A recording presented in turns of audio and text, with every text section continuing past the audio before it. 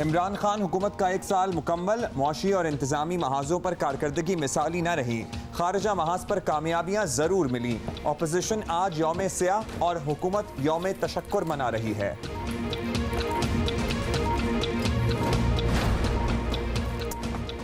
Senators की वफादारी कायम रखना मुस्लिम लीग नून के लिए नया चैलेंज बन गया। कुछ सेनेटर्स हुकूमती दावतें उड़ाते नजर आ रहे हैं। चेयरमैन सेनेट बदलने का बज़ाहिर आसान हदफ अब इतना भी आसान नहीं रहा।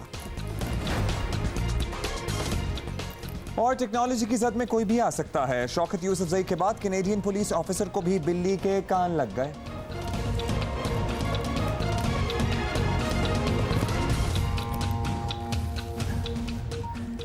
बिल्ली के कान लग गए, क्या जबरदस्त किस्म की बात है। ये मुहावरा बन जाना चाहिए। सीरियसली, अव्वल तो ये फिल्टर आया ही क्यों था इन द फर्स्ट प्लेस, हमें आज तक ये बात समझ नहीं आई। लेकिन अब देख लें कि कितना मतलब मिसयूज तो मैं नहीं कहूँगी, बिकॉज बेचारों को पता भी नहीं चलता और ये चीज़ें हो जाती हैं। More on that later. तो फिर कैसा चला सारा काम? मामला आपने संभाल के रखा while I was out here। जबरदस्त चला जनाब, लेकिन अब और भी अच्छा चलेगा क्योंकि आप आ गई हैं वापस। अगर आप लिखना चाहते हैं हमें तो हमारा ट्विटर हैंडल है @JioPakistanTV। ना सिर्फ आप वापस आई हैं बल्कि कोई और भी वापस आया है, लेकिन उनका इस्तकबाल बड़े धूमधाम तरीके से हुआ है। आप तो खुद ही आई होंगी। बिल्कुल जी, मुझे तो कोई लेने भी नहीं आया, जैसे मैंने बताया मैं तो अभी भी पहुंची हूँ। लेकिन वजीर आजम के लिए अलबत्ता बहुत से लोग वापस आए और लेने आए उनको।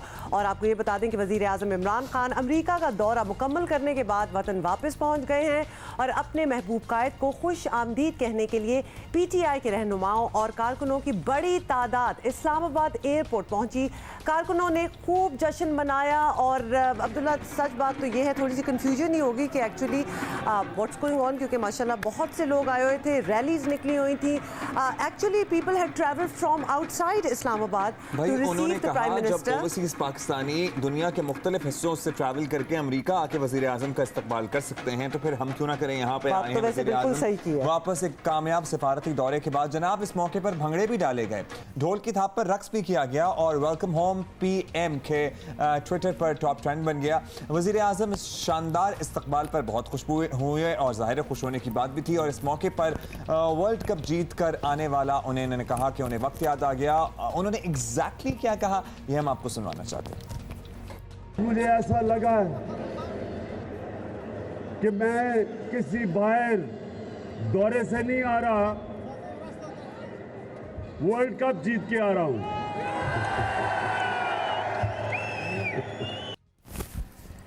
अच्छा जी, आपको जल्दी से ये भी बता दें कि वज़ीर आज़म इमरान खान ने कहा कि वो ना खुद किसी के सामने झुके हैं और ना ही अपनी कौम को किसी के सामने झुकने देंगे। मुल्क को दिवालिया करने वालों को जब तक जेलों में नहीं डालेंगे, मुल्क आगे नहीं बढ़ सकता। जहां उन चोरों ने मुल्क को छोड़ा, क्या किया? वहां से वापस लाने में 1 साल लगा। और बोले बैरून मुल्क भी कहा कि चोर डाकुओं का पैसा वापस करने में मदद करें ताकि अपनी कौम पर लगाएं।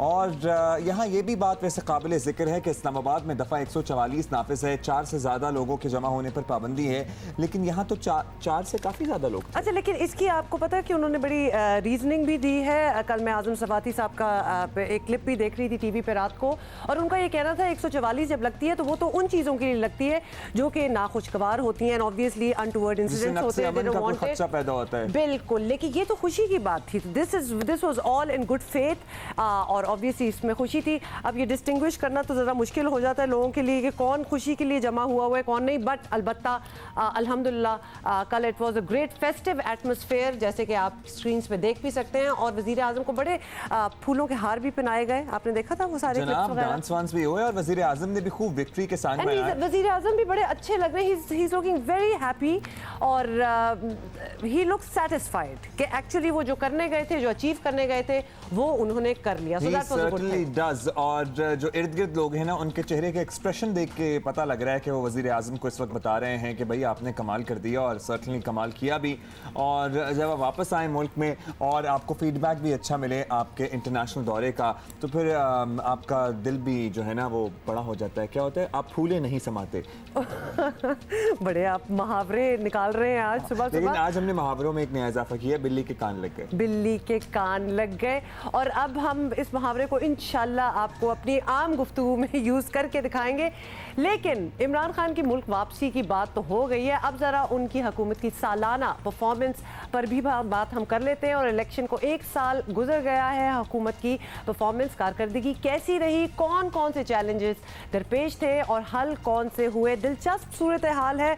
आप ये ज़रा हम आपको ज़रा डिटेल बताते हैं इसकी। अपोजिशन हुकूमत को नाकाम करार देते हुए आज यौम स्याह और हुकूमत अपनी कामयाबियों पर यौम तशक्कुर मना रही है। और तहरीक इंसाफ की हुकूमत के सामने सबसे बड़ा चैलेंज माशी था, लेकिन हुकूमती पॉलिसियों ने अवाम को महंगाई और गुर्बत के गड़े में धकेल दिया। अगर मजीद कुछ अरसे के हालात रहे तो हुकूमत को अवामी रद्द-ए-अमल का सामना प्रॉबेबली हो सकता है। गुज़श्ता 1 साल में टैक्स वसूली नहीं बढ़ सकी। मुल्की तारीख में पहली बार ताजरों ने हुकूमती पॉलिसियों के खिलाफ मुल्की हड़ताल की। डॉलर कहाँ से कहाँ गया ये भी आपने देखा।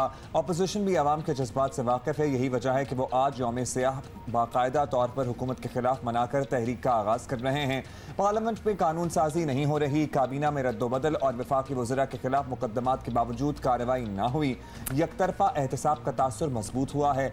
सबसे बड़े सूबे पंजाब में हुकूमत की कारकर्दगी भी बहुत ज़्यादा इम्प्रेसिव नहीं रही है। लेकिन ऑब्वियसली जहाँ अच्छा, ये तो कुछ कॉन्स थे, लेकिन जाहिर है जहां अच्छी बातें होती हैं, जहां पॉजिटिव चेंजेस होती हैं, जहां अच्छी मुस्बत तब्दीलियां होती हैं, उन्हें भी हाईलाइट करना एब्सोल्युटली बिल्कुल। मैं यही कह रही थी कि बाकी तो हमने आपको फहरिस्त दे दी है, लेकिन जो जो पॉजिटिव्स थे इट इज़ अ रिस्पॉन्सिबिलिटी कि हम आपको वो भी बताएं। खारजा अमूर में अमेरिका और अफगानिस्तान के साथ ताल्लुकात में बेहतरी आई है। भारत को मुंह तोड़ जवाब दिया गया है।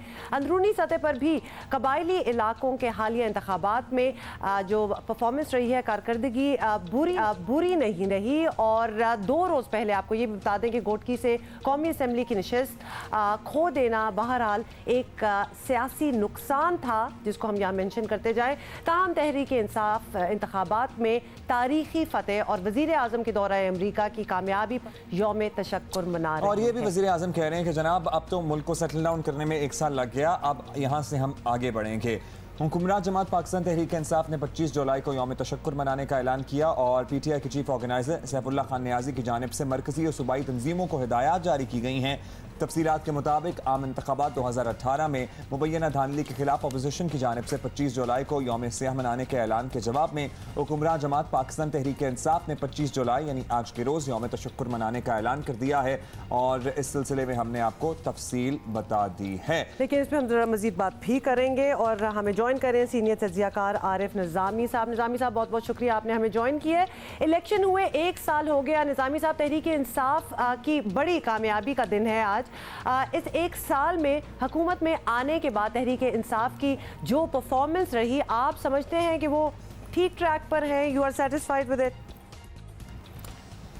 तहरीक इंसाफ का जो पहला साल है वो एक हाई नोट पे ख़त्म हो रहा है और वो वज़ीर आज़म इमरान खान का दौरा अमेरिका है और उस हवाले से आज सुबह उनका इस्लामाबाद में इस्तकबाल भी किया गया।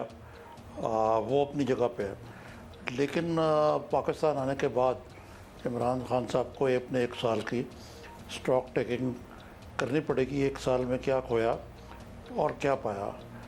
मेरे ख्याल से सबसे बड़ी नाकामी जो तहरीक इंसाफ की, 19 साल में रिकॉर्ड कर्जे हासिल किए, 14 अरब डॉलर, और इसके बावजूद कि वो माजी हुकूमतों को मौरूद इल्ज़ाम ठहराते हैं, लेकिन 1 साल को अपनी कारकर्दगी पर जांचना पड़ेगा।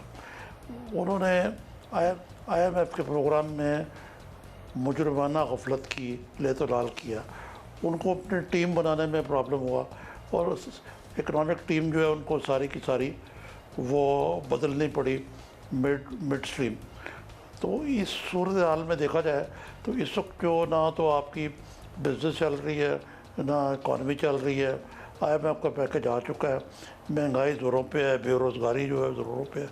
दूसरा क्या, वो अपोजिशन के साथ को बकाया बामी ना होने का एक सबब है। निज़ामी साहब, क्या मामलात हैं? अब जो हो गया वो तो हो गया, लेकिन अब आगे का अगर सोचें और आगे की बात करें तो क्या मामलात हैं जो तहरीक इंसाफ को अब 1 साल में तरजीही बुनियादों पर रखने चाहिए थे? एक तो ये भी साथ साथ मेंशन कर सकें जो नहीं अचीव हो सका, बिकॉज उससे सीख कर ही हम आगे बढ़ेंगे और आगे होपफुली वही तरजीहात होंगी जो होनी चाहिए। मेरे ख्याल से सबसे बड़ा मसला, जैसे मैंने पहले अर्ज़ किया, वो लोगों की ज़िंदगी बेहतर करना था। ये हुकूमत की कलीदी ज़िम्मेदारी होती है। दूसरे अवाम को यह एहसास दिलाना था कि नया पाकिस्तान जो है पुराने पाकिस्तान से बेहतर है, लेकिन ये दोनों चीज़ें नहीं हुई। गवर्नेंस के मामलात भी ठप के ठप रहे। मैं ये कहना कि जी पिछले दौर में चोर थे और ये थे और वो थे जो पुराने हुक्मरान थे, उसका तो हमें सबको मालूम है। उस सिलसिले में नैब वगैरह के मुकदमात भी चल रहे हैं, लेकिन उसके बावजूद हुकूमत जो है एक महज एहतसाब के नाम पे इंतकाम कह लें या जो मर्ज़ी कह लें, जो उन पर अपोजिशन इल्ज़ाम लगाती है। तो जो गवर्नेंस के मामलात हैं वो कोई मुस्बत कोई सूरत हाल उनकी नज़र नहीं आई और लोगों के कान पक गए सुन के कि जी ये तो सब कुछ पिछली हुकूमत का क़याद रहा है, वो सब कुछ लूट मार कर चले गए थे। अब लेकिन अब जवाबदेह इनको खुद होना चाहिए कि ये क्या कर रहे हैं, पाकिस्तान के अवाम के लिए क्या कर रहे हैं। ये एक मैं समझता हूँ कि एक प्रायोरिटी होनी चाहिए थी इनकी। फिर इसके अलावा जमहूरियत और जमहूरी अमल का जो फ़रोग़ भी होना चाहिए था, जो नहीं हुआ बल्कि हुआ। निज़ामी साहब, ये भी बताइएगा कि अगले 4 सालों के लिए इस हुकूमत को अपने वे ऑफ गवर्नेंस, तर्ज़ हुक्मरानी में क्या तब्दीलियाँ लाना चाहिए? आप क्या सजेस्ट करेंगे ताकि ये पाकिस्तानी तारीख़ की एक कामयाब हुकूमत के तौर पर मानी जाए? देखें, तर्ज़ हुक्मरानी में कुछ चीज़ें तो अच्छी हुई हैं। मसलन ख़ारजा पॉलिसी में अच्छी पेशरफ्त हुई है, सिक्योरिटी पॉलिसी में हुई है, और एक और तर्ज़ हुक्मरानी के लिहाज से अच्छी चीज़ हुई है कि इमरान खान साहब और फौजी क़यादत जो हैं एक पेज पे, पहले ऐसा नहीं होता रहा। और लेकिन जो तब्दीलियाँ लाने वाली चीज़ है वो ये है कि नारेबाजी और महज इमेच्योर तरीके से और अपोजिशन को अटैक करने से वो तब्दीली लानी चाहिए। मीडिया के ऊपर जो कदगन है ये महसूस की जा रही है कि वो रोज़ बरोज़ बढ़ती जा रही है। अब फिरदौस आशिक़वान साहबा ने कोई स्पेशल कोर्ट्स का भी इंतजार दिया। मीडिया का पीछा छोड़ देना चाहिए, क्योंकि मीडिया ने बड़ा मुस्बत किरदार अदा किया है जमहूरियत और जमहूरी इदारों के फ़रोग़ के लिए और इमरान खान साहब को लाने के लिए। अगर देखा जाए तो देखें ना, मसलन ये है कि उनके जो जलसे हुए 30,011 से लेके उनके धरने को day and day night media ने दिखाया। इसके बावजूद अब कहा जा रहा है कि मीडिया जो है वो उसमें कुछ अनासर जो हैं वो शरपसंद हैं। मेरा ख़्याल है ये सोच जो है इसको भी बदलना चाहिए और अपोजिशन के बारे में भी रवैया जो है उसमें कोई बकाया बहमी कंसेंसस बिल्डिंग की तरफ आना चाहिए कि महज ये ना कहा जाए कि यहाँ पे एक जमात की हुक्मरानी को फ़रोग़ देने की कोशिश की जा रही है। बहुत शुक्रिया निज़ामी साहब, आपने वक्त दिया। कुछ जेन्युइन कंसर्न्स जिनका भी आपने इजहार किया और कुछ बेहतरी जो आ सकती है और आनी भी चाहिए। I would just say this is the first year, we have 4 more years left obviously इस हुकूमत के। तो ये एक कुछ होती हैं जिनको टीथिंग प्रॉब्लम्स भी कहते हैं, तो लिहाजा वी आर होपिंग इंशाल्लाह the next 4 years are going to be even better. और पर्टिकुलरली जहाँ मीडिया की बात कर रहे थे, आई गेस उस पर ज़रा एक्चुअली गौर ख़ौस करने की ज़रूरत है, क्योंकि मीडिया ने बहुत काम भी किया और बड़ी कुर्बानी भी दी है इस मुल्क में जमहूरियत की मजबूती और इसके फ़रोग़ के लिए। There is no doubt about it.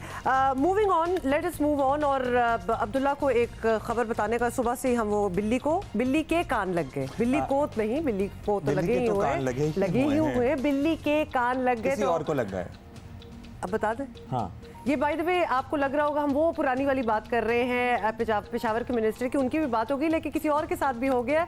आपको पता है कि जदीद जो टेक्नोलॉजी है उसके बड़े फ़ायदे तो हैं ही और कभी कभार शर्मिंदगी का सामना भी करना पड़ता है, जैसे कि हम ये बता रहे हैं। ऐसा ही कुछ हुआ कनेडियन पुलिस की खातून ऑफिसर के साथ, और ये ऑफिसर अलास्का हाईवे पे एक कत्ल हुआ था, तो उसके बारे में ये बात कर रही थी कि अचानक उनकी लाइव स्ट्रीमिंग हो रही थी, अचानक उनका चेहरा कैट फिल्टर यानी बिल्ली के कान, जिस तरह के हम आपको दिखा भी रहे हैं, अंदाजा लगाइए उसमें तब्दील हो गया। इतना सेंसिटिव मौजू, एक दोहरे कत्ल की वारदात की तफ्तीश उसकी तहकीकात से आगाह कर रही थी, लेकिन अचानक से कैट बन गई। अब कैनेडियन पुलिस ने वाज़ेह किया है कि इस सिस्टम में मौजूद ऑटोमेटिक सेटिंग की वजह से हुआ है।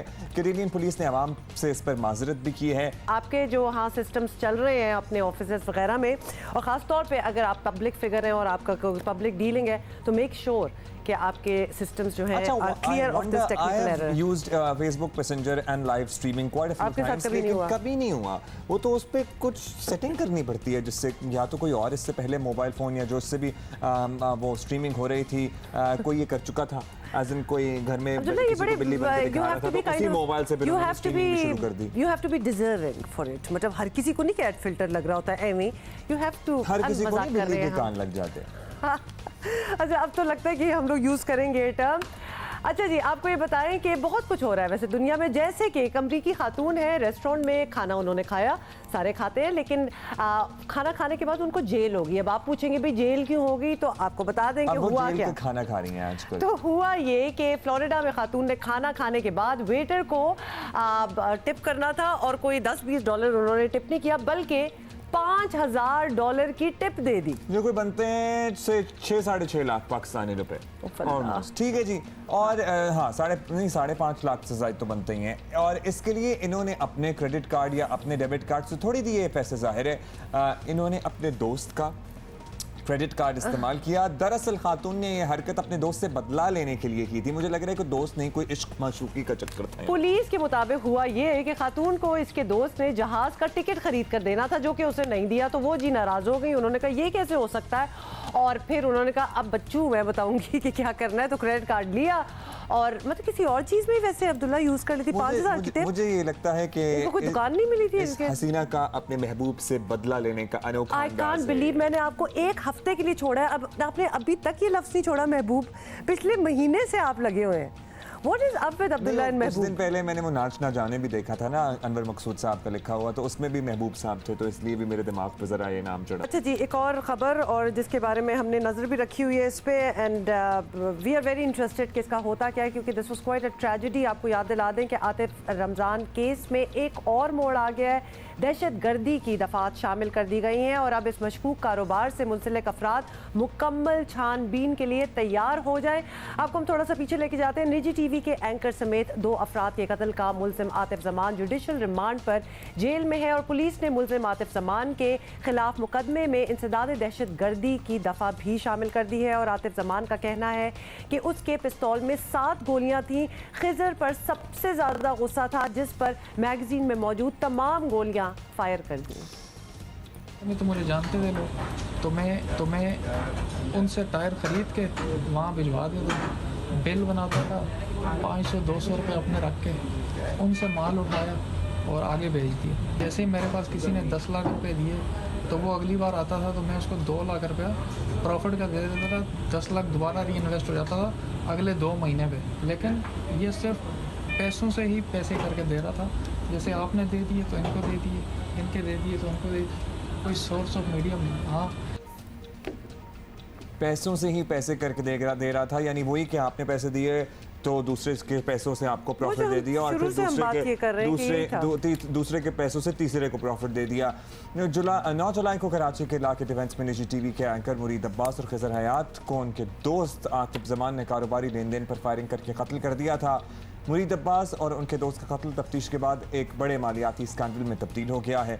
आप देखते हैं कि इसमें क्या पेशरफ्त होती है। इसी पर बात करने के लिए हमारे स्पेशल कॉरेस्पॉन्डेंट अफजल नदीम डोगर साहब हमारे साथ मौजूद हैं। डोगर साहब, अभी क्या स्टेटस है मुलजिम का, कहाँ पर मौजूद है, जेल में है, किसी सरकारी अस्पताल में है, कहाँ पर है, तो ये क्लियर कर दें। और दूसरा डोगर साहब, हम जो बात भी अभी आपसे ब्रेक में भी पूछ रहे थे कि ये टेरर उसमें कैसे आया, मतलब दहशत गर्दी में ये केस कैसे आता है?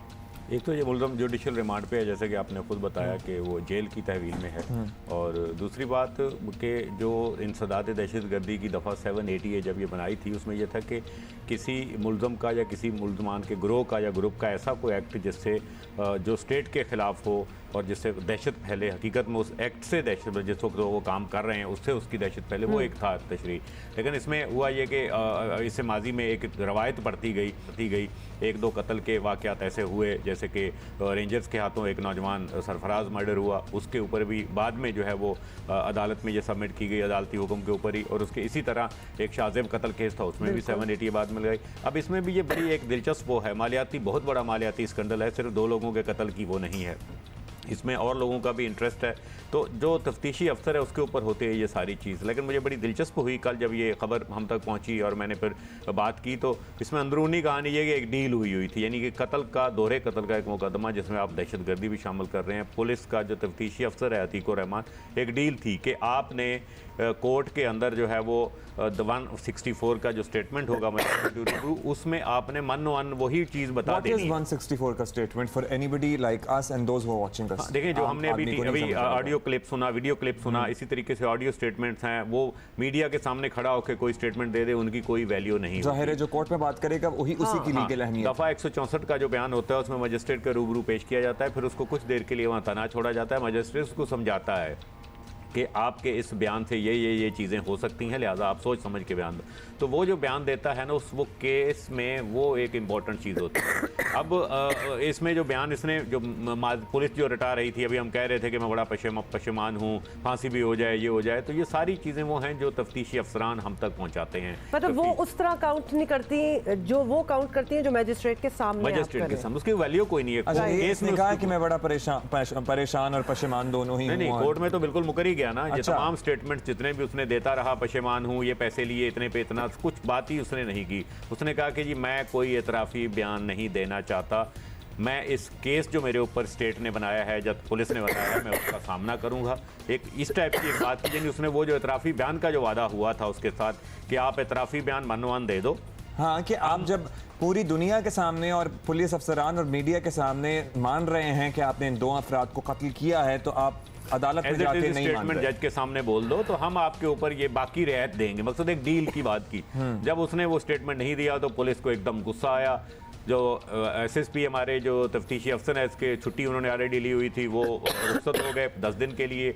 आईओ ने जनाब उसके ऊपर अपनी मिलने वाली जो हिदायत थी उसके ऊपर 780 लगाकर जो है वो कोर्ट में पेश किया। वो 780 के तहत जो है वो इंसदाद। अच्छा, इसके रिपरकशंस क्या हो सकते हैं? 780 जब लग जाता है तो फिर वो मुकदमे की नौयत बहुत ज़्यादा संगीन हो जाती है। देखिए, इंतहाई संगीन यूँ होती है कि पिछले दिनों 1-2 केसेस ऐसे हुए जिसमें 780 मुद्दई कह रहा है कि मेरा इस 780 से कोई ताल्लुक नहीं, मैं इस केस से विड्रॉ हो रहा हूँ। जैसे कि मुरीद अब्बास के जो लवाहिकीन है, उसकी मिसेज हैं, कल इनकी कोई पैचअप हो जाता है अगर इसके ऊपर माफ़ी के ऊपर या किसी चीज़ के ऊपर, तो मैं समझता हूँ कि वो कत्ल की दफ़ा तो कसास व दियत के तहत माफ़ हो सकती है, लेकिन जो 7 की है वो कि स्टेट की दफ़ा है, उसके तहत उसको सज़ा ज़रूर उसमें फिर आप रियासत के मुजरिम होते हैं, रियासत के मुजरिम हो जाते हैं। लेकिन एक दूसरी तरफ हम देखें कि एक कानूनी तरीके से ना घेरा भी जा रहा है। अब आप सोचेंगे जिस कम्युनिटी से ये ताल्लुक़ रखता है आतिफ जमान, इसके जो वकील हैं वो इसी के गाँव से हैं। अब एक चक्कर ऐसा घुमाया इन लोगों ने, जो मुद्दई पार्टी है, जिसे हम कहें कि मुरीद अब्बास के जो फैमिली के लोग हैं, जो मुल्ज़मान का वकील है, यानी इनकी तरफ से जो वकील आया वो भी इन्हीं के इलाके का है, तो उनको हटवा के उनको लगवा दिया। तो इसका अब आप कहेंगे कि लिसानी बुनियादों पे एक ही इलाके का मुल्ज़म है, एक ही इलाके का मुद्दई का वकील है, एक ही गाँव का या उसी इलाके का मुल्ज़मान का वकील है, तो इसमें ऐसा क्या है? नहीं, जो आतिफ का वकील है वो उसके गांव का है। जी हाँ, बिल्कुल। जो मुरीद का वकील है वो कहाँ? वो भी उसी इलाके का है, जहाँ का कम्युनिटी वाइज हजारेवाल जैसे हम कह सकते हैं, वो भी वहीं का है। इसलिए कर रहे हैं कि नहीं, जहाँ मुरीद का जो गांव है उसी के गांव का नहीं, जो आतिफ के गांव के इलाके, आतिफ के इलाके का मुरीद का भी वो भी वही है। जावेद चतारी थे, उनको पता नहीं किस तरीके से अलग किया केस से, गो के काफी इंटरेस्ट ले रहे थे, और मैं समझता हूँ कि अच्छे वकील, देखें वो तो फैसला है मुरीद अब्बास या उनकी फैमिली का। मतलब ये है कि चूंकि ये सारी इंसानों की बैकग्राउंड एक है, तो कोई ये आपस में कोई डील कर लेंगे, ऑब्वियसली वो लॉयर उसका इम्कानात बढ़ जाते हैं। 200% होता है। देखें, सेटलमेंट होता है। ये एक कत्ल केस छोटा रह जाएगा, मालियाती स्कैंडल बेसिकली बहुत बड़ा है।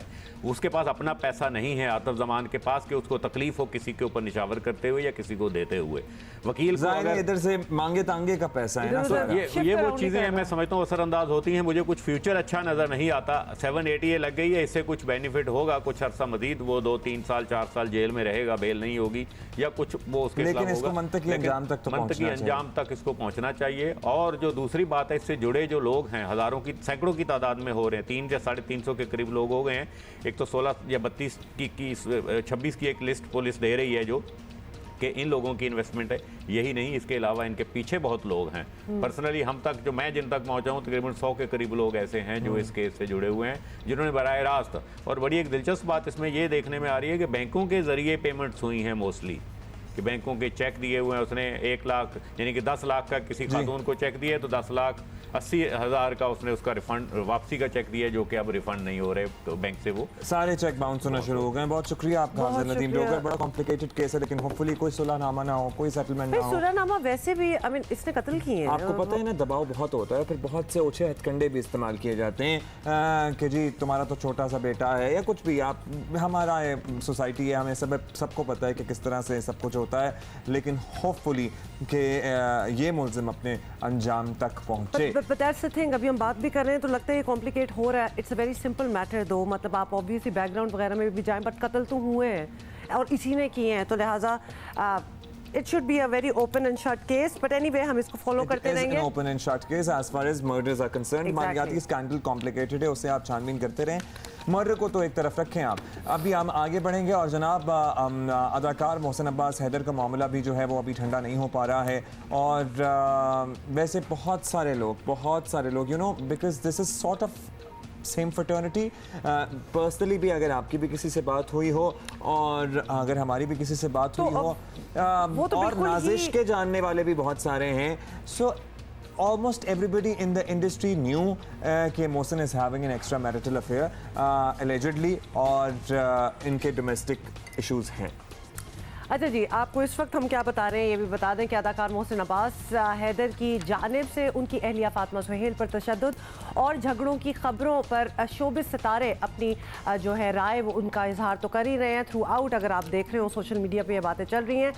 मारूफ ड्रामा टेलीविजन अदाकारा फातिमा फंदी ने इंस्टाग्राम पोस्ट में कहा कि सिर्फ मर्द ही नहीं, ख़वातीन को भी जवाबदेह होने की ज़रूरत है और अब ख़वातीन शादीशुदा मर्द को तलाश करती हैं। बहुत सी ख़वातीन ऐसी हैं जो दूसरी शादीशुदा ख़वातीन का घर बर्बाद करने को अपना कारनामा समझती हैं। तो ये उन्होंने ये बड़ी अच्छी एक्चुअली अगर बात की है, because there is why not, अगर सारे एक्सपोज हो रहे हैं और सारी रियलिटी सामने आ रही है तो ये रियलिटी भी बिल्कुल सामने आनी चाहिए। दूसरी तरफ मशहूर अदाकारा हुमायूं मलिक फातिमा सुहेल से इजहार यकजहती करते हुए अपनी शादीशुदा ज़िंदगी में खुद पर होने वाले जुल्म के खिलाफ बोल पड़ी हैं। और हुमायूं मलिक ने कहा है कि जब उनकी शादी हुई वो सिर्फ 20 साल की थी और अपना दर्द अपने घर वालों के साथ भी शेयर नहीं कर सकती थी। हुमायूं ने कहा कि वो खुद पर शर्मिंदा हैं। 3 साल पुरतशद्दुद शादी और 7 साल की एक और पुरतशद्दुद ताल्लुक के दौरान अपने लिए कुछ नहीं किया। उन्हें बदजुबानी और मौत के मुंह तक पहुंचा देने वाले तशद्दुद का बार बार निशाना बनाया गया, मगर अब वो खौफजदा नहीं है बल्कि अपनी खामोशी पर शर्मिंदा हैं। अदाकारा हुमायूं मलिक ने अदाकार शमून अब्बासी से आपको याद करा दें 2010 में शादी की थी। 2 बरस बाद ही इनकी तलाक हो गई थी और शमून की भी हुमायूं से ये पहली शादी नहीं थी। इससे पहले वो जवेरिया अब्बासी के हस्बैंड हुआ करते थे। और हाँ, I didn't know that. Yes, और उनसे उनके बच्चे भी हैं, 2 बच्चे हैं ना। हाँ, 2 बच्चे हैं। So, The things that you find out. मैं भी साथ साथ ही हूँ आपके, मुझे भी वैसे तो अभी पता चला है। लेकिन ये बड़ी अनफॉर्चुनेट बात है, but hats off to Fatima Suhail for coming out. बहुत ही गट्स चाहिए आपको मतलब ये लगता तो ये है कि बड़ी जी ओपन एंड क्लोज केस होना चाहिए इन द सेंस कि जी मुझे किसी ने मारा है, मुझे मेरे हस्बैंड ने मारा है एंड एवरीबडी शुड अंडरस्टैंड। लेकिन ये इतना आसान नहीं है to come out and talk about it. I wonder, तो ये बात करना अकल भी कहाँ घास चरने गई होती है हम लोगों की। अगर हम ये कहें कि जनाब पहली दफ़ा जब थप्पड़ खाया था तो क्यों नहीं बोली। प्लीज़ फॉर हेवन सेक, आपको नहीं पता कि हमारी यहाँ शादियों का कितना बड़ा प्रेशर होता है, और पर्टिकुलरली जब शादी लव मैरिज कर ली हो तो फिर तो आप सोच ही लें कि वापसी के दरवाजे बंद हो जाते हैं माँ बाप के घर के। और एज इट इज जब पहली बार आपके साथ चीज हो जाती है तो you do give it time. After all मतलब ये कोई गैर तो नहीं था, उसका मियाँ था, तो she did give it time. इसके लिए उसके it should not be held against her कि भाई आप पहले क्यों नहीं चुप रहे, उसे चुप ही रहना था, क्यों बोलती वो। लेकिन अब बोलिए, ये बहुत बड़ी बात है। कोई भी औरत अपने ऊपर रख के सोच ले, कोई भी मर्द अपने घर में किसी औरत के ऊपर रख के सोच ले, कोई पहली दफा थप्पड़ खाएगी अपने मियां से तो कभी नहीं आके बताएगी। अहम सियासी मौजू, चेयरमैन सेनेट को हटाने के लिए अपोजिशन की कोशिशों को झटके लगना शुरू हो गए हैं। तरह तरह की मुश्किलात में जकड़ी मुस्लिम लीग नून के लिए अपने सेनेटर्स की वफादारी कायम रखना बड़ा चैलेंज बना हुआ है। चेयरमैन सेनेट सादिक संजरानी की जानिब से हुकूमती सेनेटर्स के एजाज़ में दिए गए इशाइये में अपोजिशन से ताल्लुक़ रखने वाले 2 सेनेटर्स ने भी शिरकत की। ज़राए के मुताबिक मुस्लिम लीग नून की सेनेटर कुलसूम परवीन और आज़ाद सेनेटर दिलावर खान ने सादिक संजरानी को तहरीक अदम एतमाद में अपनी हिमायत का यकीन दिलाया है। और मुस्लिम लीग नून पर भी फिर भी समझती है कि चेयरमैन सेनेट तब्दील होंगे। क्या कहते हैं, सुन ले। हासिल बजिंजो साहब, डॉक्टर मालिक साहब, उनकी मैंने भी खबर पढ़ी है। इस वक्त मुस्लिम लीग नून तमाम उसके ख़िलाफ़ हुकूमती मशीनरी को अनलीश किया गया है।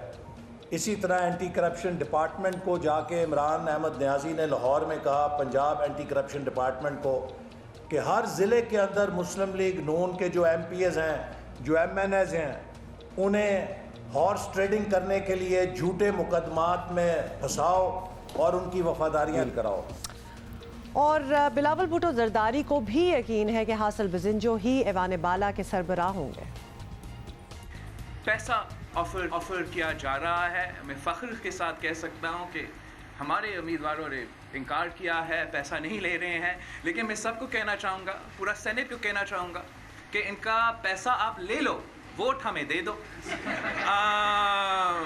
इनका पैसा ज़ाया होने वाला है, जीत हमारा होगा। हम 1 रुपया नहीं खर्च करेंगे। और मैं आपसे बता सकता हूँ कि हुकूमत का नंबर्स पूरे नहीं होंगे। हुकूमत के कुछ लोग हमसे रहे हैं और हमें वोट देंगे। दूसरी जानिब हुकूमती अरकान ने मौलाना फजलुर रहमान से भी मुलाकात की, जो बज़ाहिर नाकाम रही है। अपोजिशन भी एक लंबा सफ़र कर चुकी है। इस मरहले पर मेरे ये काबिल एहतराम तशरीफ़ लाए हैं। कैसे मुमकिन होगा कि इस मरहले पे हम इनकी ख्वाहिश को पूरी कर सकेंगे, तहरीक ला सकेंगे। और आपको ये भी बता दें कि हुकूमत फ़िलहाल तहरीक अदम एतमाद रुकवाने की कोशिश कर रही है, लेकिन मुकाबले के लिए तैयार भी है। हम एक ऐसा तरीका का इख्तियार करने की कोशिश करें जिससे कि जो सेनेट का एक वक़ार है वो मुतासर ना हो। और हम यही उम्मीद करते हैं कि ये जितने हमारे अपोजिशन के साथी हैं वो भी उसी हाउस के मेंबर हैं, उनकी भी यही ख्यालात हैं।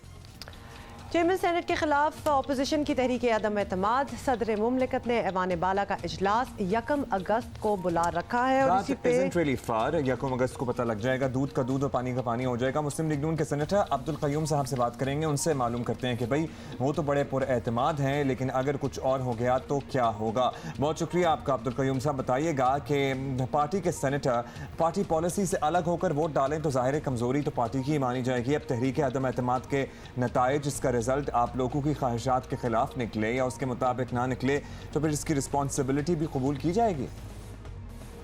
देखें, बात यह है कि ये तो बात ठीक है कि हर बंदे ने सीक्रेट वोट है और उसने अपनी मर्ज़ी से देना है, लेकिन पार्टी के साथ आपकी एक वाबस्तगी है, पार्टी के साथ आपकी, और आपने अपना व्यू पॉइंट पार्टी के अंदर बैठ के दिया है। और फिर आपकी एक लीडरशिप के लेवल के ऊपर भी और नीचे लेवल पे बैठ के एक अंडरस्टैंडिंग हुई है।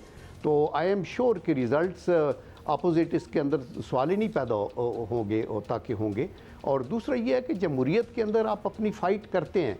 देखें, ये अगर प्राइम मिनिस्टर एक नंबर खो देता है, वो आउटस्टैंडिंग प्राइम मिनिस्टर क्यों ना हो। एक ग्रुप अगर अलायंस का अभी मौजूदा तरीके इंसाफ के साथ से MQM कहते हैं कि नहीं हम मुतमईन नहीं है, या एक और बलूचिस्तान से ग्रुप, तो हम ये नहीं कह सकते कि जी ये जो प्रेजेंट प्राइम मिनिस्टर हैं ये तो बहुत अच्छे हैं इसलिए ये इनको रहना चाहिए। वो तो जमहूरियत के जो आपके कवानीन और असूल हैं और उसके मुताबिक हमें चलना है, तो इसको इतना सीरियसली नहीं लेना चाहिए। और आई एम श्योर कि मैं यही, संजरानी साहब मेरे भाई हैं, दोस्त हैं, और मैं उनका बड़ा एहतराम करता हूँ कि अगर नंबर नहीं है तो ऑनरेबली उनको रिज़ाइन कर देना चाहिए और become an honourable member of the senator. बहुत से चेयरमैन, रज़ा रब्बानी साहब वहाँ बैठते हैं, साहब हैं और हैं। अच्छा जी, अब ये भी आप हमें बता दें अब्दुल कयूम साहब कि हुकूमत अब भी पुरएतमाद है कि वो सादिक संजरानी को बचा लेंगे। आपको इनके एतमाद की वजह क्या नज़र आती है, इतने कॉन्फिडेंट क्यों हैं ये? मेरे ख्याल में ये क्वेश्चन हुकूमत को करना चाहिए कि अगर आपके पास नंबर पूरे नहीं हैं तो आप खुद एतमादी है कि बचा लेंगे, तो वो एक ही तरीका है कि हार्स ट्रेडिंग करें और लोगों को तोड़ें, अपनी उनको तरगीब दें कि अपनी पार्टीज़ के साथ जो लॉयल्टी है उसको तोड़ के आप इधर आ जाएं। देखें, बात ये होती है कि हम पार्टियों के अंदर जब बैठते हैं तो हम अपना व्यू देते हैं, बहुत से इख्तलाफात होते हैं बहुत सी चीज़ों पे। जब एक कंसेंसस डेवलप हो जाता है और फिर जब ये हम कहते हैं कि ओके अभी ये होगा, तो फिर सारे उसके ऊपर करते हैं और यही होना चाहिए। अदरवाइज़ तो फिर डिसिप्लिन की कोई बात नहीं रहती। तो मुझे तो पक्का यकीन है कि ये आउटराइट मेजॉरिटी है, इसमें कोई ज़रा आउट ऑफ डाउट भी नहीं है कि इसके अंदर किसी तरीके से भी कॉन्फिडेंस फेल हो सकता है। वैसे कयूम साहब, एक सबक जो है ना वो तमाम सियासी जमातों के सीखने का है। ऐसे मौक़ों से पता चलेगा कि नज़रियाती कारकुनों को सेनेटर्स बनाना कितना अहम है। अगर सियासी जमातें रिश्तेदारियों या पैसे की बुनियाद पर सीटें देना तो फिर लोग पार्टी से वफादारी नहीं निभाया करते हैं। सियासी जमातें कुछ सीखेंगी इस अमल से, या आपको नहीं लगता कि अभी भी कुछ सीखा जाएगा? या ये बिल्कुल आपका वैलिड क्वेश्चन है कि जो टिकट दिए जाएं वो उन लोगों को दिए जाएं जो नज़रियाती हमांगी वाले हों। अनफॉर्चुनेटली हमारे मुल्क से नज़रियाती सियासत का ख़ात्मा होता जा रहा है। आजकल मनीड लोग जो हैं वो करोड़ों रुपए दे के तो सीटों का लेन देन करते हैं। ये एक बिटर हकीकत है। वो कहते हैं ना, बात तो सच है लेकिन बात है रुसवाई की। और ऑनेस्ट टू गॉड, ये आपका बड़ा अच्छा वैलिड क्वेश्चन है कि पार्टियों को ये देखना चाहिए कि अहलियत देखनी चाहिए। मैं पीछे अभी ईरान गया हुआ था, चूँकि मैं ईरान पाकिस्तान के जो पार्लियामेंट्री फ्रेंडशिप ग्रुप का चेयरमैन हूँ, तो मैं वहाँ देख रहा था उनके अंदर PhDs हैं, स्कॉलर्स हैं, सब्जेक्ट स्पेशलिस्ट हैं। ये हमारा क्राइटेरिया होना चाहिए जब आप टिकट दें, और हर तबका फ़िक्र के लोगों ताकि उनकी नुमाइंदगी भी हो जाए। तो ये बिल्कुल ठीक है कि ये सिर्फ ना देखें कि ये इसमें रिश्तेदारी या कीना या कुंभा परवरी हो और पूरी सब चीज़ में। You are totally right. किसी चीज़ में यही क्राइटेरिया होना चाहिए कि who is best qualified for that job. Muslim League नून के सेनेटर अब्दुल कयूम हमसे बात कर रहे थे। सेनेट में इंटेलिजेंशिया ऑफ द कंट्री को बैठना चाहिए, लेकिन जाहिर है जो होता है फिर आपके साथ। अच्छा जी, पंजाब में शदीद बारिशें जारी, सैलाब का खतरा मंडलाने लगा। बड़ा इंसानी मसला पैदा न हो, बुज़दार हुकूमत के साथ नेशनल डिजास्टर मैनेजमेंट अथॉरिटी को भी तैयार रहना होगा।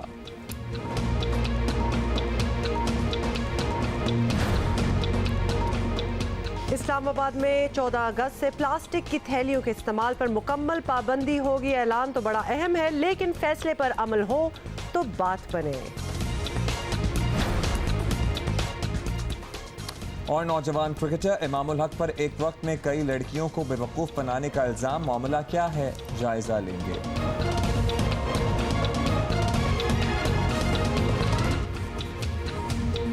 हमें हंसी आ गई, हालांकि कोई अच्छी बात है। Why are you laughing? नहीं, as in I've gone through those messages as well and I think कि ये बड़ा कंसेंशुअल था जो भी हो रहा था वहाँ पे। हाँ एग्जैक्टली, ये इमामुल हक वाली हम बात करें, चलो इस पे हम बाद में बात करें। पहले जरा मौसम की बात कर लें, क्योंकि जैसे कि मैं आपको पहले बता रही थी कि जहाँ जहाँ मैं जाती हूँ वहाँ से बारिश भाग जाती है, तो लिहाजा लाहौर गई बारिश नहीं हुई, इस्लामाबाद गई बारिश नहीं हुई, लेकिन अब लगता है मैं वापस आ गई हूँ तो वहाँ बारिशें ठीक ठाक किस्म की शुरू हो जाएंगी। वैसे हो तो रही थी but not in front of me. ऐसा होता है कि जिस दिन ये निकलती है वहाँ बारिश होना शुरू हो जाती है। मैं कह चुकी हूँ बार बार आपको, क्या कि एहसास दिलाने की बहुत जरूरत है। आप कराची वालों, अगर आप चाहते हैं कि कराची में बारिश हो तो फिर कुछ करना पड़ेगा इस सिलसिले में। Oh my God, you are so rubbing it in. मैंने बात ही नहीं करनी, करें आप बात। जनाब, लाहौर के मुख्तलिफ इलाकों में बारिश हुई है और शहर में नकासी। आपकी क्या सूरत हाल है? शहरियों को किस किस्म के मसाइल दरपेश हैं और गर्मी का क्या हाल है? एक्चुअली लाहौर में बारिश जो है ना वो हब्स भी साथ लाती है। जीशान बख्श बड़े दिन बाद आज जीशान नजर आएंगे। Zeeshan, over to you.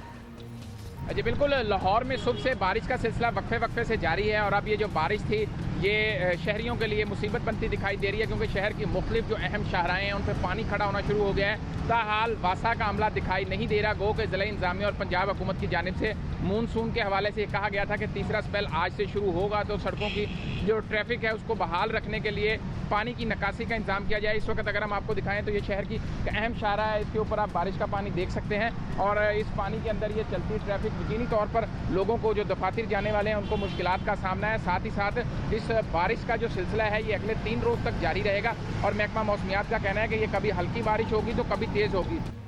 अच्छा, you know, what I was just trying to figure out कि रोड कौन सी है? डेविस रोड लग रहा था मुझे वैसे, अब पता नहीं कौन सा था। और खास तौर पे वो वाली रोड है जो वाकई भर जाती है, कुड बी डेविस रोड है क्योंकि उस एरिया में पानी बहुत खड़ा होता है। क्वीन मैरी के अतराफ ये सारी जगहों पे ना फिर आगे गाड़ी शो, यहाँ पानी बहुत ज़्यादा भरता है। अच्छा जी, आपको जल्दी से बता दें कि पंजाब में शदीद बारिशों और सैलाब का खदशा जाहिर किया जा रहा है और अभी हमने ये सुन भी लिया है और पंजाब हुकूमत को ऑब्वियसली इस चीज़ के लिए बिल्कुल तैयार रहना चाहिए, कहीं 2010 जैसी सूरत हाल ना बन जाए।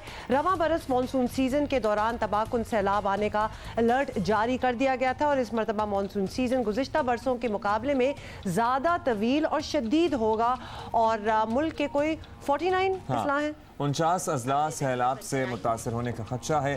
पंजाब में मानसून बारिशों का सिलसिले का आगाज़ हो चुका है। वफाकी फ्लड कमीशन ने हुकूमत को आगाह किया है कि रवां साल मानसून सीज़न के दौरान सुपर फ्लड आने का खदशा है। पंजाब के कई अजला में पहले ही शदीद बारिशें जारी हैं, अगर मजीद बारिशें हुई तो सैलाब के खदशात बढ़ जाएंगे। Disasters as well. और तर्जुमान NDMA brigadier Mukhtar Ahmed telephone line पे हमारे साथ मौजूद हैं, उनसे ज़रा बात करते हैं कि क्या तैयारी है। अच्छा, बहुत बहुत शुक्रिया आपने हमें ज्वाइन किए। NDMA खुद भी बारिशों और सैलाबी सूरत हाल का करीब से जायज़ा लेती रहती है। बताइएगा कि इस बार पंजाब में शदीद बारिशों के साथ सैलाब का खतरा है, कौन कौन से इलाके मुतासर हो सकते हैं ज़्यादा, उसकी आप जरा थोड़ी सी डिटेल दे दें।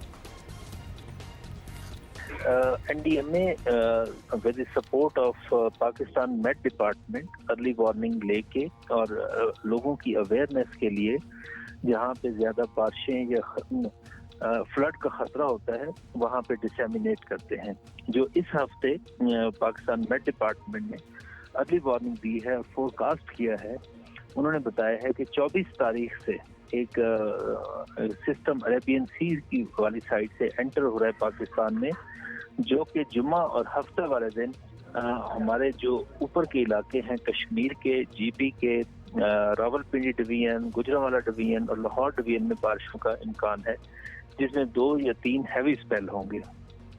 इसके साथ साथ कुछ एक सिस्टम वीक सिस्टम हमारे सदर्न पार्ट में भी जो सिंध और बलूचिस्तान का इलाका है उसमें भी एंटर हो रहा है, जो कि हफ्ता और एतवार के दिनों में वहाँ पे बारिशों का सिलसिला आने का इम्कान है, जो जिसकी हमने पाकिस्तान मेट डिपार्टमेंट से अर्ली वार्निंग लेके तमाम लोगों के साथ शेयर की है। ब्रिगेडियर साहब, मानसून सीजन से निपटने के लिए NDMA कई हफ्तों से ज़ाहिर है प्लानिंग कर रहा है, तो आप लोग मुकम्मल तौर पर तैयार हैं, इक्विप्ड हैं किसी भी तरह के हालात का सामना करने के लिए? लोगों को कोई वार्निंग वगैरह अगर जारी करनी हो तो ये प्लेटफॉर्म भी है हाजिर? जी, हर साल जब मानसून का सीजन स्टार्ट होने वाला होता है तो हम उसके 2 से 3 महीने पहले उसकी सूबों के साथ मिलकर तैयारी शुरू करते हैं।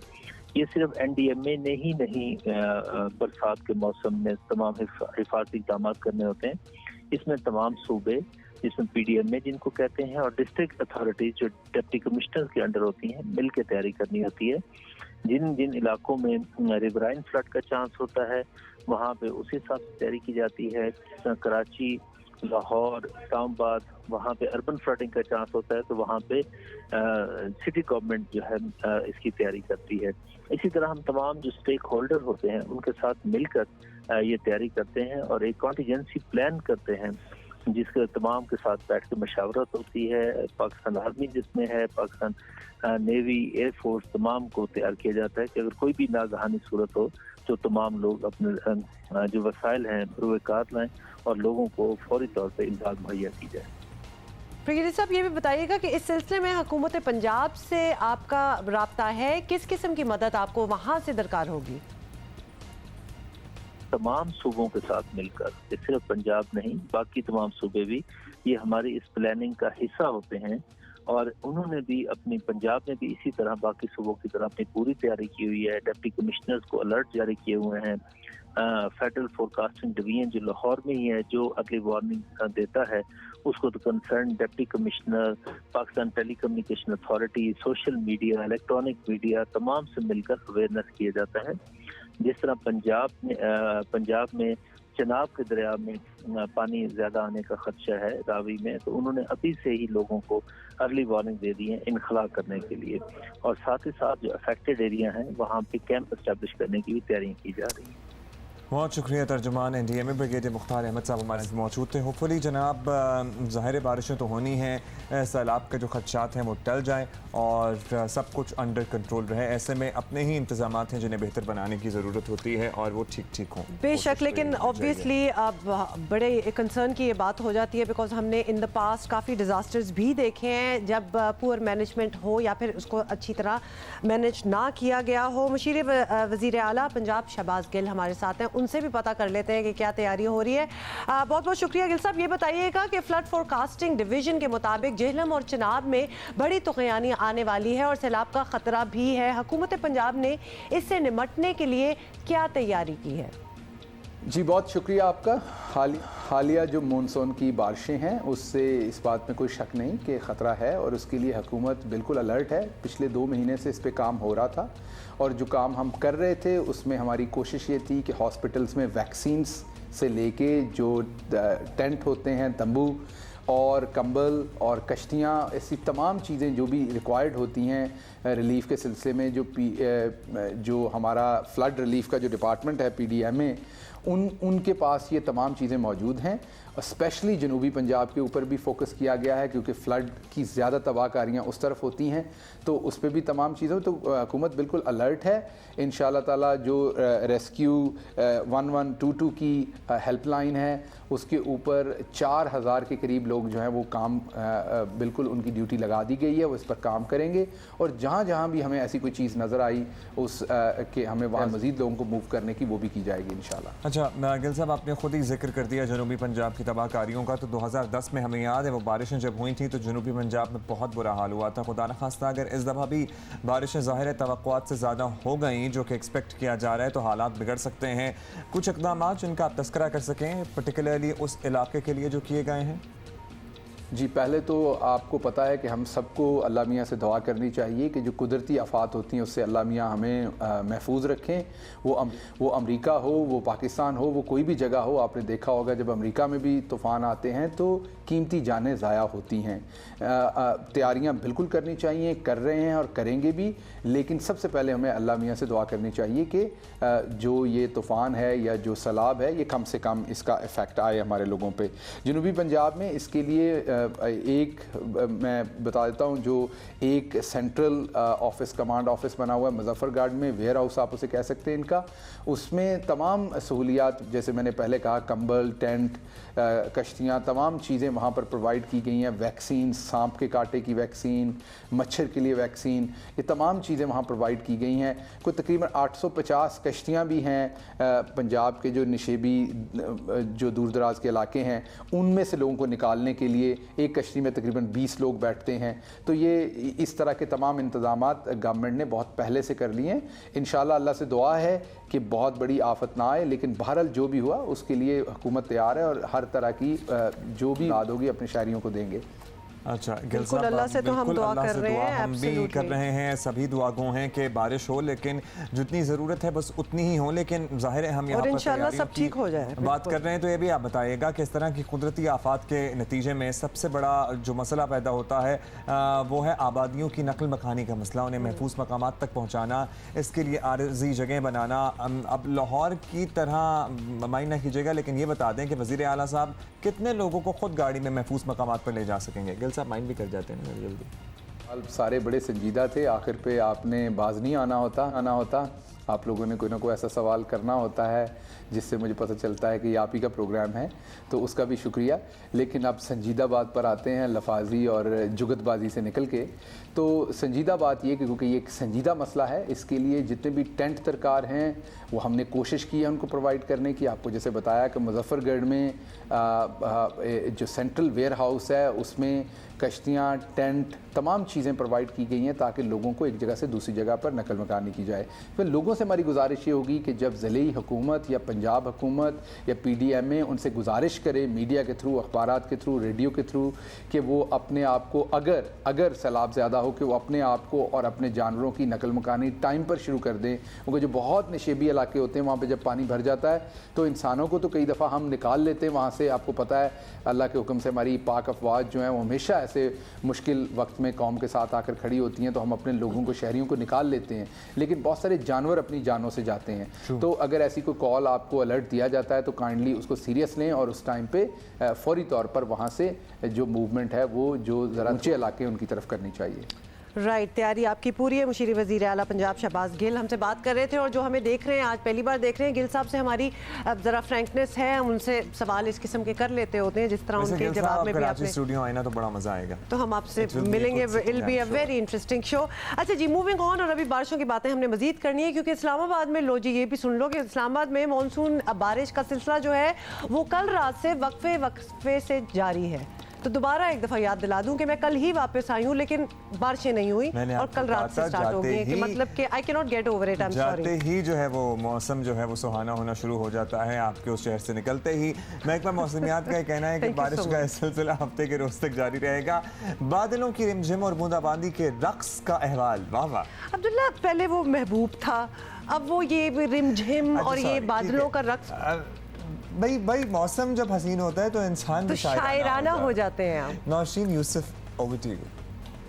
जी, गुज़िश्ता रात से इस्लामाबाद में वक्फे से बारिश का सिलसिला जारी है। कभी हल्की और कभी मौसलाधार बारिश जो है वो हो रही है। महकमे मौसमियात का कहना है कि बारिश का ये जो सिलसिला है ये आइंदा 3 रोज़ यानी हफ्ते के दिन तक जारी रहेगा। कभी मौसलाधार और कभी हल्की बारिश होगी इस्लामाबाद में, और इस बारिश में ये जो बारिश हो रही है अब तक जो रिकॉर्ड की गई है वो सैदपुर में 156 मिलीमीटर, जबकि रावलपिंडी में शमसाबाद के मुकाम पर 97 मिलीमीटर बारिश जो है रिकॉर्ड की जा चुकी है। महकमे मौसमियात का कहना है कि इस बारिश के बाद इस्लामाबाद के दर्जा हरारत में नुमाया कमी आई है, जबकि जो हब्स की शिद्दत है वो भी काफ़ी कम हो गई है।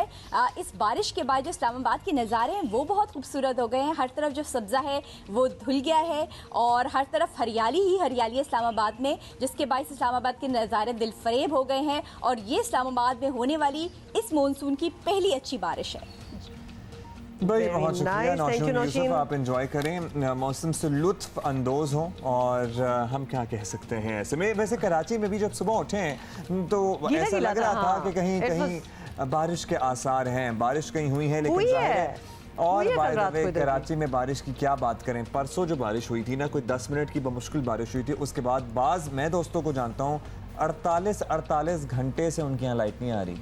और मैं ये दूर दराज कराची के इलाकों की बात नहीं कर रहा, समंदर के आसपास के इलाकों की बात कर रहा हूँ। इतना बुरा हाल है, इतना बुरा हाल है। वैसे इतनी मायूस कुन कारकर्दगी तो के इलेक्ट्रिक की कभी भी नहीं थी जो इस मरतबा हुई है। तो लिहाजा बारिश मतलब कि मसा बारिश होती है और इस किस्म की चीज़ें हो जाती हैं, बट हमें के सब क्या पता चलेगा। मैं तो थी नहीं तो मैंने वो बारिश भी मिस कर दी। मतलब तारों पे अगर मुस्लिम शावर से पानी डाले ना तो इतनी ही तकरीबन बारिश हुई थी, उसके बाद भी आपका ये हाल है। Karachi is not equipped for any rain actually. Another खबर, और ये भी इस्लामाबादियों के लिए ही है खबर, और आपको बताएं कि हुकूमत ने प्लास्टिक के लिफाफों पर पाबंदी आयद करने का ऐलान कर दिया है। बहुत ही अच्छा कदम है। और कराची में तो हमने आपको बताया था कि ये स्टार्ट हो गया था, एटलीस्ट डिफेंस के इलाकों में। By the way I have seen कि वो प्लास्टिक बैग्स वापस आ रहे हैं। पहले बड़े जोशो खरोश से स्टार्ट हुआ था, वो कागज़ के बैग्स आ गए थे, लेकिन अब लगता है it'll have to be reiterated, पहले भी कई बार प्लास्टिक बैग्स पर पाबंदी का ऐलान होता रहा है, लेकिन इस पर कभी अमल नहीं हो सका था। और अगर अमली तौर पर वाकई पाबंदी लगाना है तो हुकूमत के साथ अवाम को भी शामिल होना पड़ेगा। समझ लें ये चीज़ ठीक नहीं है। वज़ीर मुमलिकत बराए माहौलियाती तब्दीली ज़रताज गुल ने कहा कि 14 अगस्त से प्लास्टिक बैग्स पर पाबंदी लगाई जा रही है, और उन्होंने इंकशाफ किया कि वफाकी दारुल हुकूमत में यानी इस्लामाबाद में रोजाना की बुनियाद पर हर फर्द 3 से 4 बैग्स इस्तेमाल करता है। जहाँ पे भी हम लोगों को छापा मारना पड़ेगा, जिधर भी 14 अगस्त के बाद हम लोगों को इसको सील करना पड़ेगा। हम इसकी इम्प्लीमेंटेशन जो है वो हमारी DG EPA के साथ हम लोग वॉच डॉग है हमारी मिनिस्ट्री, और हम इसको इंशाल्लाह, और मैं आपको गारंटी करती हूँ कि हम जो है वो इसको इम्प्लीमेंट करेंगे। और जो डिटेल्स हैं कि जिस कंज्यूमर ने और जिस रिटेलर ने और जिस मैन्युफैक्चरर ने अगर 14 अगस्त के बाद इसकी वो ना की, पाबंदी ना की, तो जो हम उनको सजाएं देंगे, जो मैंने आपको 5000 से 5 लाख तक बताई हैं, वो सख्ती से इम्प्लीमेंट कर देंगे। मुल्क भर में इस सनत से वाबस्ता फैक्ट्रीज की तादाद 8000 के लगभग है। यानी ये प्लास्टिक बैग्स हम इस्तेमाल तो करते हैं, लेकिन जाहिर है अब मेरे जहन में ऑटोमेटिकली ये आ रहा था कि ये प्लास्टिक बैग्स कहीं तो बन रहे हैं और वो लोगों के कारोबार हैं और उससे एक बहुत बड़ी आबादी जो है वो मुंसलिक है। 60,000 दुकानदार प्लास्टिक शॉपिंग बैग्स के कारोबार से मुंसलिक हैं, लेकिन असल बात यह है कि प्लास्टिक बैग्स पर पाबंदी से माहौलियाती आलूदगी में कमी आएगी। इसीलिए यूरोप समेत दुनिया भर के मुतअद्दिद मुल्कों में प्लास्टिक बैग के इस्तेमाल पर पाबंदी आयद की गई है। आई गेस उन लोगों को भी वार्न करना चाहिए जो प्लास्टिक बैग मैन्युफैक्चरर्स हैं, वो फैक्ट्रियों का कुछ मुतबादल इंतजाम करें एज एन जे such plan to change their business as well, क्योंकि ये साल से बिजनेस स्टैब्लिश हुए हैं। एंड कैन आई मेंशन जब हम छोटे थे और मूवीज़ वगैरह में भी देखते थे और फिर कभी अमेरिका जाने का इत्तेफाक भी हुआ, I am talking about many years back, तब भी जब ग्रोसरी के लिए लोग जाते हैं वहाँ ग्रोसरी शॉप्स में, तो वो बैग्स यानी कागज़ के जो बैग्स होते हैं वो पेपर बैग्स में ग्रोसरीज होती हैं और इस तरह करके उठाए होते थे और हमें बड़े अजीब लगते थे कि ये इज़न्ट इट इनकन्वीनियंट। अब पता चल रहा है कि वो कितने फार साइटेड थे और ऑलरेडी उन्होंने ये चीज़ जो थी वो बदल दी थी। अभी हमें ज्वाइन किया, हमारे साथ मौजूद हैं वज़ीर माहौलियात ज़रताज कुल, उनसे ही बात करते हैं। अब ज़रताज कुल, अब आपसे हम ये पूछना चाहते हैं कि अब ऑब्वियसली हमें बड़ी अच्छी तरह ये यकीन है कि ये लिफाफे हमारी ज़िंदगियों का हिस्सा भी बन चुके हैं, लेकिन ये बुरे भी हैं माहौल के लिए, एनवायरनमेंट के लिए। उन्हें ख़त्म करना बहुत ज़रूरी है, लेकिन उन्हें ख़त्म करना आसान भी नहीं होगा। तो इसके लिए क्या करेंगे? ये पाबंदी नाफिज कैसे होगी? हमारी जो डीजी हैं एनवायरमेंटल प्रोटेक्शन एजेंसी, उनको ऑर्डर है, वो डिस्ट्रिक्ट जो हमारी इंतज़ामिया है उसमें चाहे कमिश्नर है, डिप्टी कमिश्नर है, वो ऑन बोर्ड है, किसी को हम बॉर्डर एरिया से आने ही नहीं देंगे। हम रेड्स करेंगे और हमारा आप 1 लाख से लेकर 5 लाख तक हम लोगों ने इसके ऊपर वो डाला है, पेनल्टीज़ डाली हैं। सो काउंट डाउन शुरू है। इम्प्लीमेंटेशन जब तक कानून सख्त नहीं होता है, इम्प्लीमेंटेशन नहीं होती, उसके बगैर कुछ नहीं हो सकता। लेकिन साथ साथ हम अवेयरनेस प्रोग्राम भी करें। लेकिन खूबसूरत बात यह कि प्लास्टिक बैग के जो हम लोग वो करें, it's a city of diplomat, city of educated people, खूबसूरत तरीन दुनिया का एक शहर है। मैंने ऐसा शहर कभी नहीं देखा।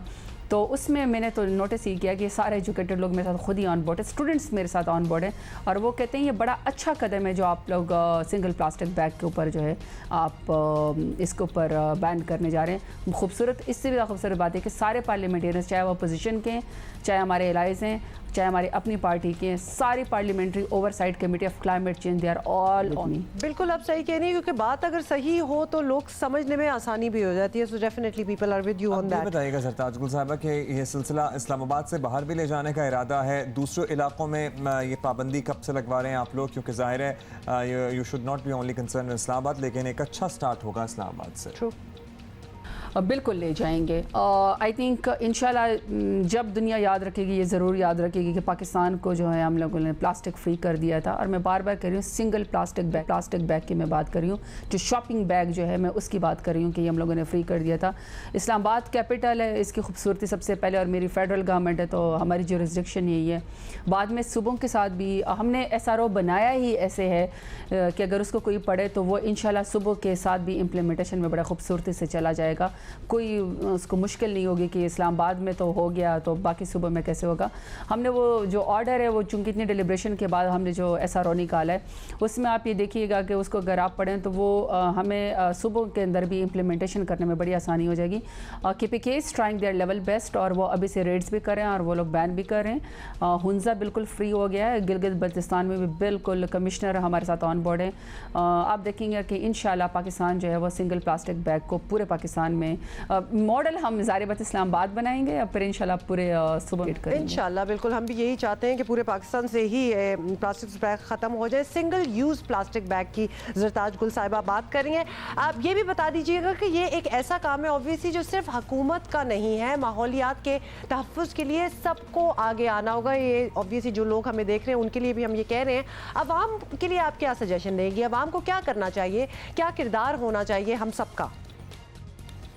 मैं समझती हूँ कि किसी भी कैंपेन का जब तक सिविल सोसाइटी हिस्सा नहीं बनती, स्टूडेंट्स हिस्सा नहीं बनते, और मेरा टारगेट ऑडियंस स्टूडेंट्स है, आपने यूनिवर्सिटीज़ में, कॉलेजेस में, स्कूल में आप लोगों ने मेरा साथ देना है। आप लोगों ने खुद ही से no to plastic shopping bag, कोई आपको ऑफर भी करे आपने उसको ना कर देनी, अपने हाथ से, घरों से बना हुआ, हाथ से बना हुआ थैला लेकर जाए। मैं लफ्ज़ इस्तेमाल करी हूँ डीकम्पोजेबल, जो वक्त के साथ खाद बन के ज़मीन के अंदर शामिल हो जाए, आप उसको इस्तेमाल करें। घरों से थैला लेकर जाएँ। पाकिस्तान की खूबसूरती का ख्याल रखें। छोटा सा है ये आपके लिए पैगाम है। पानी का एक कतरा भी ज़ाया मत करें। दरख्त लगाएं, अपने हिस्से के, अपने नस्लों के लिए दरख्त लगाएं। आप लोग अपनी ज़मीन को और अपने मुल्क की कदर करें, खूबसूरती की इसकी कदर करें। शॉपिंग बैग को इस्तेमाल मत करें, ये मुज़र सेहत है। कराची जैसा खूबसूरत शहर जिसे हम ब्लू इकॉनमी, लोग ग्रीन इकॉनमी तो कर चुके हैं, ब्लू इकॉनमी पे जा रहे हैं और हम अभी तक ग्रीन पे नहीं जा सके। तो ग्रीन डेवलपमेंट के साथ साथ हमें ब्लू इकॉनमी के ऊपर भी जाना पड़ेगा।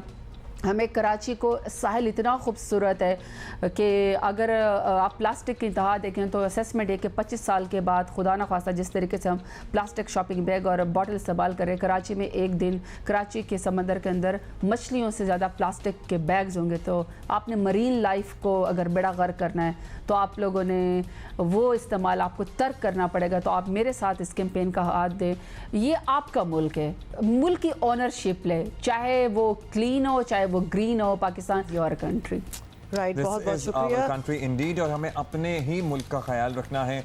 कराची का तो खैर आप हाल पूछे ही ना कि क्या हाल है यहाँ पे। देखिए कराची में कुछ चेंजेस आ रहे हैं, जैसे कि हम आपको दिखाना चाहते हैं कि कराची का जो साहिल है उस पर नए और बड़े डिफरेंट अंदाज के कूड़ेदान जो हैं, वो ट्रैश कैंस वो लगाए गए हैं, and they are in the shape of this fish. ये देख रहे हैं आप सामने जो फिश बनी हुई है, तो ये आपको शायद लगेगा कि जी ये एक कोई वर्क ऑफ आर्ट है, विच एक्चुअली इट इज़, लेकिन इसका एक मकसद है।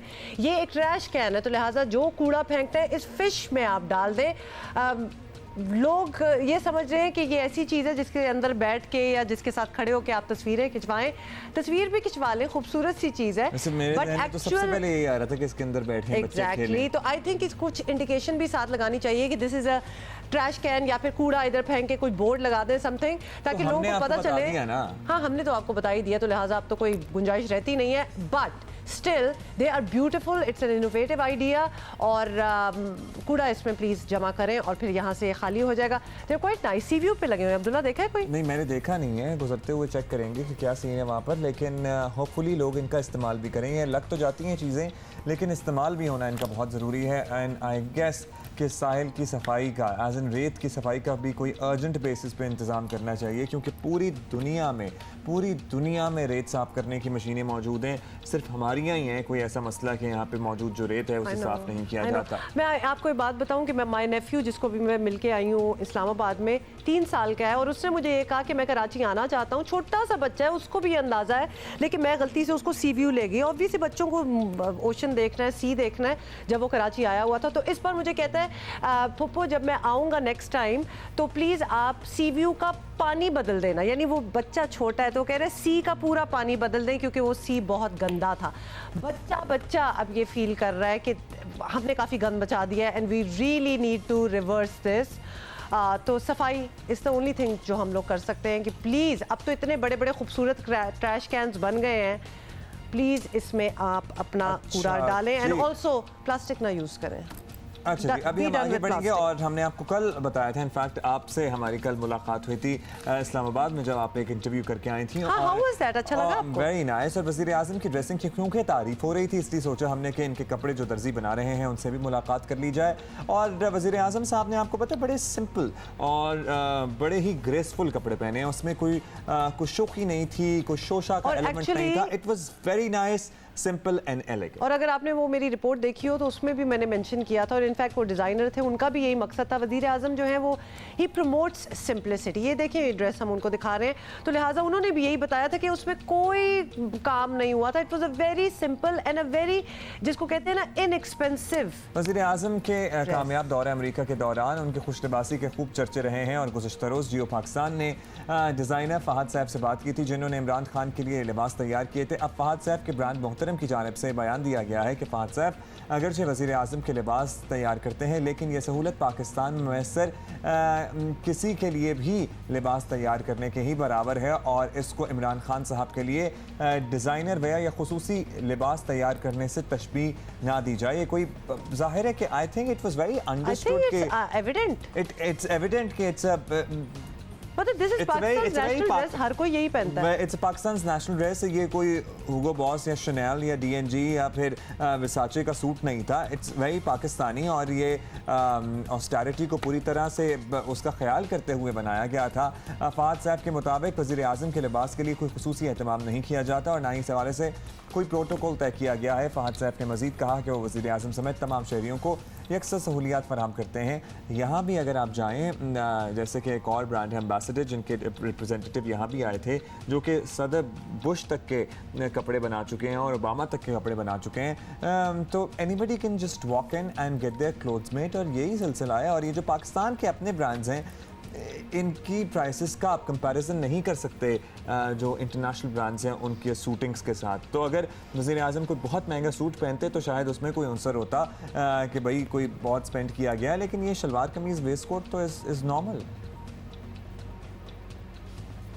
जनाब, 1 अगस्त को सेनेट का इजलास होगा जिसमें अपोजिशन की तरफ से तहरीक आदम एतमाद लाई जा रही है और देखते हैं कि जीत अपोजिशन की होती है या हुकूमत की। इससे पहले हम ने मुस्लिम लीग नून के सेनेटर अब्दुल क़य्यूम से तो बात की थी, लेकिन PTI के रहनुमा फ़ारूक हबीब साहब ने हमें अब ज्वाइन किया है। उनसे बात करते हैं क्योंकि हुकूमत भी बहुत पुरुमीद है कि हुकूमत की के अपोजिशन की ये कोशिश कामयाब नहीं होगी। तो डेफिनेटली फिर हुकूमती मौक़िफ़ हमें लेना है। बहुत बहुत शुक्रिया फ़ारूक हबीब साहब, आपने हमें ज्वाइन किया है। चेयरमैन सेनेट के खिलाफ तहरीक आदम एतमाद को रुकवाने के लिए हुकूमत मौलाना फजल रहमान तक जा पहुंची है। आप लोग क्या उम्मीदें लेकर गए थे और क्या कुछ असर नहीं मिला आपको? क्या आसरा है आपको?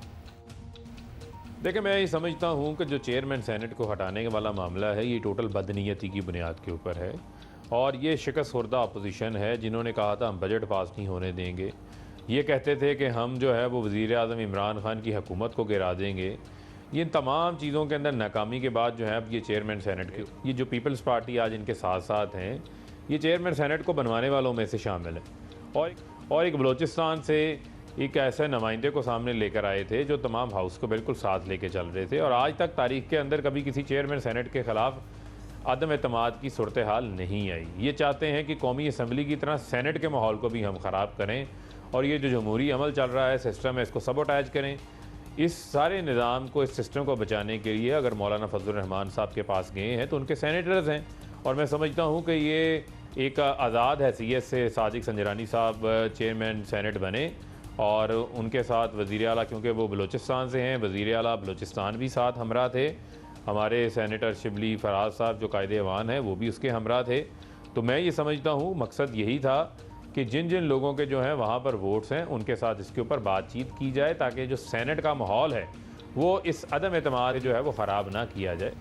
फ़ारूक साहब ये बताइएगा, मौजूदा सूरत हाल में नंबर्स तो साफ बता रहे हैं कि संजरानी साहब के बचने का कोई तरीक़ाकार रहा नहीं है, लेकिन अब मुस्लिम लीग नून के लोग हुकूमती तकरीबात में भी नज़र आएंगे तो ये आवाज़ तो आएगी अपोजिशन की तरफ से जो आ भी रही है कि पैसा चल रहा है या कुछ और है। अब इन्हीं तरीक़ों से तहरीक अदम एतमाद नाकाम बनाएंगे या फिर वाकई ज़मीर के ऊपर छोड़ रहे हैं आप लोग? देखिए, मैं नहीं समझता, जब जो तमाम सेनेटर्स हैं, सादिक संजरानी बहुत अच्छे अंदाज से जो है वो उन्होंने चेयरमैन सेनेट की ज़िम्मेदारी को वो निभा रहे हैं और वो तमाम सेनेटर्स को साथ लेके चले हैं और जितने भी सेनेटर्स हैं उनके अपने दिल की भी आवाज़ है, उनके अपने ज़मीर की भी आवाज़ है और उनके ऊपर जो है ये सीक्रेट वोटिंग है। फाइनेंस बिल हो गया या जो है वो कायदे अवान के मुंतखब करने के अलावा मैं समझता हूँ कि किसी के ऊपर जो इन्होंने एक कदगन लगाई थी कि आप वोट किसी के ख़िलाफ़ देंगे तो उसके आपके ऊपर एक्शन हो सकता है, इस वोटिंग के ऊपर वो भी बात अमल में नहीं आती। हाँ, इनकी तारीख रही है छांगा मांगा की सियासत के हवाले से, पैसे बांटने के हवाले से, IGI के अंदर पैसे बांटने के हवाले से। PMLN की एक बहुत लंबी तारीख है जो कि जिन लोगों ने इवन इस मुल्क के अंदर लाहौर जौहर टाउन के LDA के प्लाट्स जो हैं वो लोगों के अंदर बांटे थे उनको करप्ट करने के लिए। तो मैं समझता हूँ कि यहाँ पर कोई पैसे वाला मामला नहीं है। अगर कोई वोट देता है तो वो अपनी ज़मीर की आवाज़ के ऊपर देगा और हमारे लास्ट सेनेट के इलेक्शन के अंदर हमारे कायदे ईवान खड़े थे, उनको 20 वोट मिले थे उस वक्त 2013 के अंदर, और हमारे 7 वोट थे। तो वो क्या 13 वोट उस वक्त हमने ख़रीदे थे? वो ख़रीदे नहीं थे, लोगों ने अपने ज़मीर की आवाज़ के ऊपर दिए थे। जी फ़ारूक हबीब साहब, ये भी बता दीजिएगा, बल्कि एक बात की वजाहत अगर आप हमारे साथ हैं तो कर दें कि हुकूमत किसी सूरत सादिक संजरानी साहब को चेयरमैन सेनेट की सीट से जाता नहीं देखना चाहती। इसकी वजह आप हमें बता दें, क्योंकि चेयरमैन सेनेट की तब्दीली एक जमहूरी अमल है, इसमें किसी को कोई मसला होना नहीं चाहिए। देखिए, मैं नहीं समझता कि किसी मामले के ऊपर जो है वो हमें कोई किसी किस्म का जो है वो कोई ख़तरा है, और मैं समझता हूँ कि ये भी एक जमहूरियत का अमल है कि आप अपनी कन्विंसिंग भी करते हैं, वो हुकूमत जो है वो हुकूमत भी कर रही है, हमारे सेनेटर्स भी कर रहे हैं, और मैं समझता हूँ ये हमारा राइट है, हमारा हक है।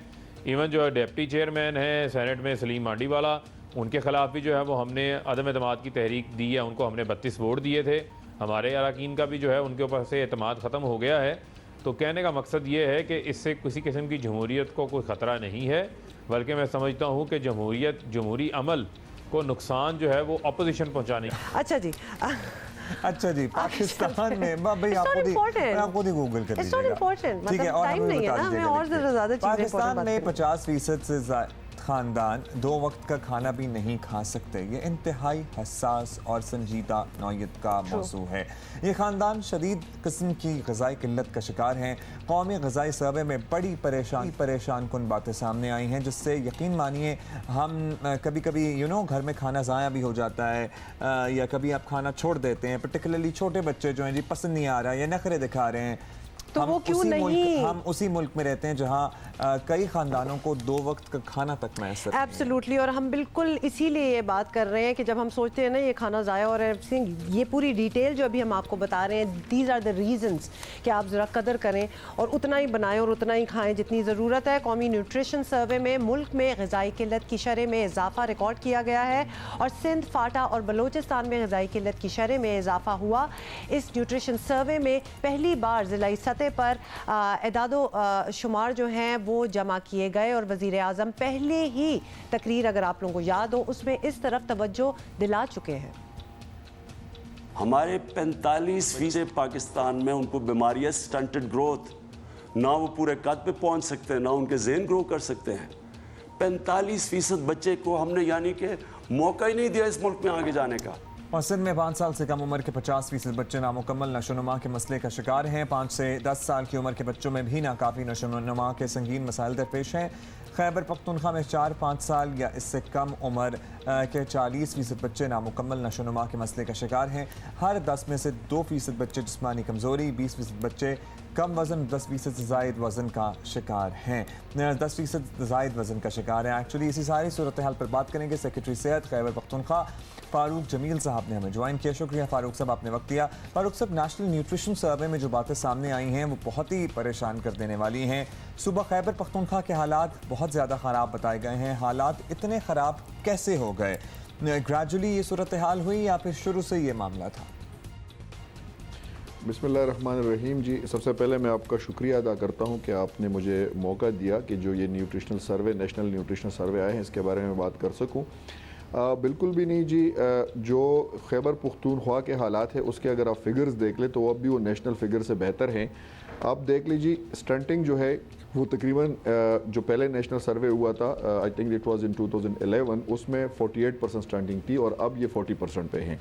इसी तरह अगर आप देख लीजिए वेस्टिंग, तो पहले ये 17% पे था और ये 15% पे आ गया है।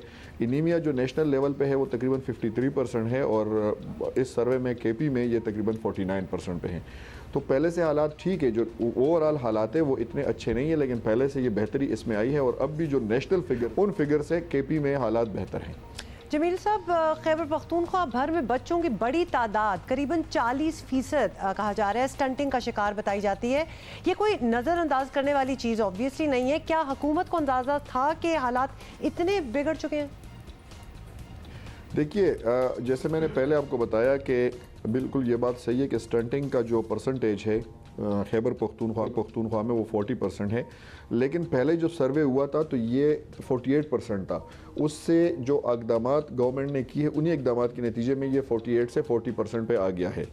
जो इंटरनेशनल है वो यही है कि 2% पर एनम इसमें कमी होनी चाहिए, जिससे कम पे हम हैं, लेकिन वो ओवरऑल जो नेशनल हालात है उसको अगर आप मद्देनज़र रखें तो केपी के हालात अब भी बेहतर हैं। पहले मैंने आपको बताया दिया कि तकरीबन 40.3% या 41% जो है वो नेशनल स्टंटिंग है, जबकि केपी में जो है वो 40 स्टंटिंग है। इसके लिए फर्दर जो है वो हम इक़दाम भी कर रहे हैं, ऑलरेडी भी की हुई हैं, जो उसके बारे में मैं डिटेल आपको बता सकता हूं। बहुत शुक्रिया सेक्रेटरी सेहत खैबर पख्तूनख्वा फारूक जमील साहब हमारे साथ मौजूद थे। अच्छा, ये वो चीज़ें होती हैं जिन पे हम कहते हैं कि फौरी तवज्जो दें, मतलब कि जहाँ हमें लगे कि हमारी फ्यूचर जनरेशंस को कोई चीज़ इफेक्ट कर सकती है, that needs to be addressed. अपने इर्द गिर्द जो लोग हैं उनकी सेहत से मुताल्लिक आप खुद ख्याल करें। आपका स्टाफ हो सकता है, डोमेस्टिक सर्वेंट्स हो सकते हैं, चौकीदार हो सकता है, कोई भी हो सकता है। ज़ाहिर है गरीब लोग हैं तो ये काम कर रहे हैं, इन अ सेंस इंटरेस्ट लें कि आपके इर्द गिर्द कौन लोग हैं और उनकी क्या प्रॉब्लम्स हैं, and take care of them. Interest ज़रूर लें। जल्दी से ये देख रही थी, नहीं मैं बिल्कुल स्क्रीनशॉट नहीं देख रही थी, हाँ नहीं मैं नहीं देख रही थी। ये इमाम वाला सीन क्या है, अब्दुल्ला हमें समझाएंगे। अच्छा जी, बताना आपको यह है कि पाकिस्तान क्रिकेट टीम का एक और खिलाड़ी जनाब स्कैंडल की जद में है, और ये कोई और नहीं है, नौजवान बल्लेबाज है इमामुल हक, जिन पर खवातीन के साथ धोखाधड़ी का इल्ज़ाम लगाया गया है। कौमी टीम के ओपनर इमामुल हक पर मुबैना तौर पर एक से ज़ायद खवातीन के साथ एक ही वक्त में अफेयर चलाने का इल्जाम लगाया गया है। तो धोखाधड़ी मुझे मतलब कि ये कि भाई किसी को पता नहीं था दूसरी लड़की को कि you are saying that you are in love with someone and then you are in love with four other girls as well. I'm sorry, footnote में इधर देना चाहूंगी, स्क्रीनशॉट्स हम आपको दिखा रहे हैं। How simple are these women? How simple are these? और ये वो स्क्रीनशॉट्स हैं जो कि हम दिखा सकते हैं। इसके अलावा भी बहुत स्क्रीनशॉट्स हैं जो कि सर्कुलेट कर रहे हैं ऑन व्हाट्सएप को, आप तक पहुंच जाएंगे आई एम श्योर, क्योंकि खासे वायरल हो चुके हैं। व्हाट्सएप की बातचीत के स्क्रीनशॉट्स सोशल मीडिया पर जारी किए गए हैं। इमामुल हक पर इल्ज़ाम आयद किया गया है कि वो गुज़श्ता 6 माह के दौरान एक ही वक्त में 7 से 8 खवातीन को, वैसे बड़ा प्लेयर है वो, प्लेयर तो वो है ही ना, ठीक है। सोशल मीडिया पर इल्ज़ाम, ये हंसने की बात नहीं है अब्दुल्ला। सॉरी, सोशल मीडिया पर इल्ज़ाम आयद करने वाले शख्स ने कहा है कि उनके पास इमामुल हक की व्हाट्सएप पर बातचीत के मजीद शॉट्स हैं और वीडियोज़ भी मौजूद हैं, लेकिन वो मुतासरीन की रजामंदी के बाद ही इसे जारी करेंगे। तमाम बातें अभी महज इल्ज़ामात की हद तक ही हैं। देखना होगा कि इमाम का बाय द वे कोई रद्द अमल नहीं आया है। इसी पे हम बात करते हैं, हमारे स्पेशल कॉरेस्पॉन्डेंट हैं अब्दुल माजिद भट्टी साहब। वैसे इस पर हमें ना हरासमेंट के ज़ुमरे में आता है या नहीं आता, उस पर भी डिस्कशन करनी चाहिए, लेकिन अभी भट्टी साहब से बात करते हैं। भट्टी साहब, आपके पास इस स्कैंडल की और तफसीलात भी ज़ाहिर होंगी, और ये जो क्रिकेटर्स हैं ज़ाहिर स्टार होते हैं, पैसा भी इनके पास होता है, तो इस किस्म के चर्चे तो 12 बरस से होते रहे हैं। ओवर द डेकेड्स ये कहानियाँ मशहूर रही हैं क्रिकेटर्स के अफेयर्स की। तो इसे हम कोई अचंभे की बात करें या फिर यूजुअल है? नथिंग न्यू दो। भट्टी साहब, आपको आवाज़ आ रही है? हेलो जी भट्टी साहब, कैन यू हियर अस?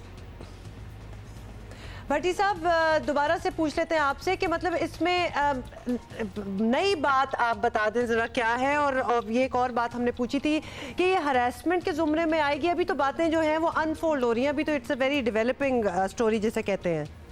जी हाँ हुमा, बिल्कुल अभी बहुत अर्ली स्टेज पर है, लेकिन एक अलार्मिंग सिचुएशन है कि पाकिस्तान के ये वो यंगस्टर्स हैं जो हमारी यूथ के रोल मॉडल हैं और हमारे जो बच्चे हैं वो इनको फॉलो करते हैं। अगर हमारे नौजवान क्रिकेटर्स, जिनको हम कहते हैं कि हमारी क्रिकेट का और हमारे मुल्क का मुस्तकबिल है, वो लोग ये हरकतें करेंगे तो इसका मतलब है। भट्टी साहब, मेरी बहुत ही एहतराम के साथ मैं आपसे जानना चाहूँगा कि Imamul Haq is not the first case. आप जितने भी उठा के देख लें, और आप उस वक्त मोहसिन हसन खान के ज़माने से या उससे भी पहले से देख लें, दीज वर स्मार्ट बॉयज़ और यंग हैं, टैलेंटेड हैं, शोहरत है इनके पास। कहाँ ऐसा, या दुनिया के किसी और भी खिलाड़ी को आप देख लें, सो हैविंग एन अफेयर ये तो बड़ी नॉर्मल चीज़ होती थी क्रिकेट के ज़माने में। इस केस में स्पेशल क्या है कि वो एक वक्त में काफ़ी ज़्यादा लड़कियों को बेवकूफ़ बना रहे थे? Nothing new. देखें अब्दुल्ला और हुमा, ये चूंकि सोशल मीडिया का दौर है, हर चीज जो है चंद मिनटों बाद आप भी ट्वीट पढ़ रहे होते हैं कि सोशल मीडिया पे आ जाती है। लिहाजा जब आप एक इम्पोर्टेंट पोजीशन पर होते हैं, जब आप पाकिस्तान टीम को रिप्रेजेंट कर रहे होते हैं, तो थोड़ा सा आपको केयरफुल होना पड़ता है। मैं कुछ महीने पहले इंडिया के 2 क्रिकेटर्स की बात करूंगा जिन्होंने एक टेलीविजन प्रोग्राम में खवातीन के बारे में कुछ नाजेबा किस्म के रिमार्क्स किए थे। इंडियन क्रिकेट बोर्ड ने फौरी तौर पर उन दोनों क्रिकेटर्स के ना सिर्फ इंडियन टीम से नाम वापस लिए थे, बल्कि दोनों पर पाबंदी लगा दी थी। तो इमामुल हक उन प्लेयर्स में से हैं। देखिए, नई बात बिल्कुल आपने ठीक कहा, नई बात नहीं है, लेकिन थोड़ा सा केयरफुल होने की जरूरत है क्योंकि इससे हमारी क्रिकेट का और हमारे कल्चर का बाहर एक नेगेटिव मैसेज जाता है। तो लिहाजा थोड़ा सा मेरे ख्याल में उनको जिम्मेदारी का मुजाहरा करना चाहिए था। इमामुल हक वो प्लेयर हैं जिन्होंने रिसेंटली जो पाकिस्तान ने आखिरी मैच वर्ल्ड कप में बांग्लादेश के खिलाफ जीता, उसमें वो मैन ऑफ द मैच थे और 7 वनडे सेंचुरीज है। पढ़े लिखे क्रिकेटर हैं। जब हम कहते हैं कि हमारे पास पढ़े लिखे क्रिकेटर्स नहीं आ रहे और बड़े क्रिकेटिंग बैकग्राउंड से इनका ताल्लुक है, इंजमामुल हक के भतीजे हैं, तो मेरे ख्याल में थोड़ी सी उनके पेरेंट्स की भी जिम्मेदारी बनती है कि अपने बच्चों को समझाएं कि जब आप पाकिस्तान को रिप्रेजेंट कर रहे हैं तो आपकी जिम्मेदारी थोड़ी मुख्तलिफ हो जाती है। पाकिस्तान क्रिकेट बोर्ड को कहीं ना कहीं इसमें मेरे ख्याल में एक्शन लेना चाहिए। रिसेंटली अगर आपको याद हो कि उमर अकमल ऑस्ट्रेलिया के खिलाफ सीरीज में सुबह 5 बजे जब टीम होटल आए थे तो पाकिस्तान क्रिकेट बोर्ड ने उन पर एक भारी फाइन किया था कि आपने कर्फ्यू टाइमिंग की वायलेशन की है। तो सोशल मीडिया चूंकि पाकिस्तान टीम टूर पे थी, you have to be very careful. वैसे यू राइट भट्टी साहब, थैंक यू सो मच। और थैंक यू भट्टी साहब। अच्छा बात ये, please come back to us, हम जरा बात बता दें कि इस खबर में कोई खबर नहीं है, मतलब लेट इट बी। एक तो इमामुल हक को खुद पता होना चाहिए, he is a public figure and naturally everything is going to be come out in the open. लोग फिर, और ये पढ़े लिखे लड़के हैं, जो ये स्क्रीनशॉट थे वो तो आपने देखे, ये इतनी स्टूपिड हरकतें करके ऐसी ऐसी तस्वीरें भेज रहे हैं लड़कियों को कि अकल भी हैरान रह जाती है। अकल हैरान रह जाती है कि how can you be so stupid कि आप ये तस्वीरें भेज रहे हैं। हरासमेंट या मी टू के भी बड़े जिक्र हो रही है, उस जुमरे में बिल्कुल भी नहीं आता। The girls were very much willing, consent थी सारों की। और लड़कियों में आपसे कहना चाहती हूँ, प्लीज थोड़ा सा दिमाग लड़ाओ भाई। Why are you so simple? मतलब आपको लग रहा है कि आप एक क्रिकेटर से बात कर रहे हो, you are the only one. थोड़ा सा मतलब लड़कियों और की अभी भी तो इमाम की तरफ से है। क्लैरिफिकेशन आना बाकी है। हो सकता है कि जनाब कोई इमाम का नाम इस्तेमाल और बाय द वे कुछ इनमें से स्क्रीनशॉट्स वगैरह फेक भी हो सकते हैं, तो लिहाजा डोंट बिलीव एवरीथिंग। लेकिन a few pictures they are very evident इमाम। बाकी बातें कल कर लेते हैं। कल करेंगे। See you tomorrow. Bye.